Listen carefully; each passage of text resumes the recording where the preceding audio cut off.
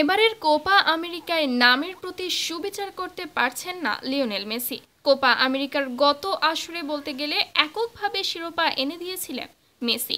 এরপর কাতারে আর্জেন্টিনাকে ৩৬ বছর পর বিশ্বকাপ জেতানেও বড় ভূমিকা রেখেছেন তিনি। কিন্তু ইনজুরিতে ভোগা মেসি এবারের কোপা আমেরিকায় একের পর এক সহজ সুযোগ নষ্ট করেছেন। তবে সেমিফাইনালে কানাডার বিপক্ষে অবশেষে গোলের দেখা পেয়েছেন মেসি। টানা দ্বিতীয়বারের মতো কোপা আমেরিকার ফাইনালে আর্জেন্টিনা। ২০২১ সালে এই টুর্নামেন্টের ফাইনালে ব্রাজিলকে হারিয়েই ২৯ বছরের শিরোপা খরা দূর করেছিল আলবিসেলেস্তেরা। এরপর থেকেই রীতিমতো উঠছে তারা।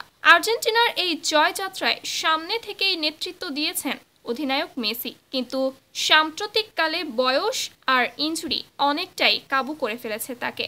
এবারের কোপার গ্রুপ পর্বের ২ ম্যাচ এবং কোয়ার্টার ফাইনাল মিলিয়ে টানা ৩ ম্যাচে গোলশূন্য ছিলেন মেসি। কানাডার বিপক্ষে গ্রুপ পর্বের প্রথম ম্যাচে একটা অ্যাসিস্ট ছাড়া বলার মতো কিছুই ছিল না। একের পর এক সুযোগ মিস করেছেন টুর্নামেন্ট জুড়ে। অবশেষে সেমিফাইনালে কানাডার বিপক্ষে ঘুচিয়েছেন গোল খরা। এনজো ফার্নান্ডেজের পা থেকে আসা বলে পা ছুঁয়ে গোলটি করেন এই মহাতারকা, যা তাকে কোপা আমেরিকার তৃতীয় সর্বোচ্চ গোলের মালিকের আসনে বসিয়েছে। তবে গোলটির পর অনেকেই মেসির দিকে আঙুল তুলছেন। তাদের দাবি পা লাগিয়ে এনজো ফার্নান্ডেজের গোল কেড়ে নিয়েছেন মেসি। কারণ মেসি পা না লাগালেও এনজোর গোল লক্ষ্যের দিকেই যাচ্ছিল। তবে সেই দাবি নাকচ করে দিয়েছেন খুদ মেসি। জানিয়েছেন এনজোর গোল কেড়ে নেওয়ার কোনো ইচ্ছাই তার ছিল না।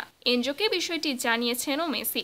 এ ব্যাপারে মেসি বলেন, আমি তাকে বলেছি আমার কোনো ইচ্ছাই ছিল না তার গোল কেড়ে নেওয়ার, কিন্তু আমি দেখছিলাম গোলরক্ষককে ডাইভ দিতে এবং বলটা ধীরে আসছিল, এজন্য আমি বলের দিক পরিবর্তনের জন্য পা ঠেকাই।